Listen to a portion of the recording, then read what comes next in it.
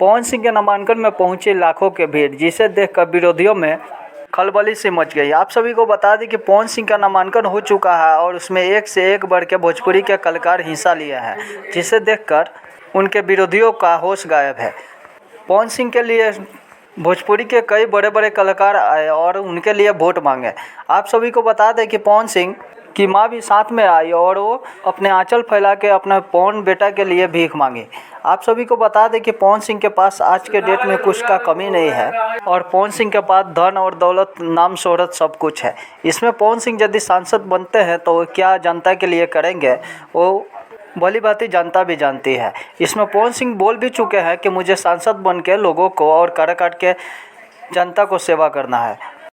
पवन सिंह पहले से बीजेपी के सिपाही है और बीजेपी के स्टार प्रचारक के रूप में वो कई बार प्रचार भी करते हुए नजर आए हैं।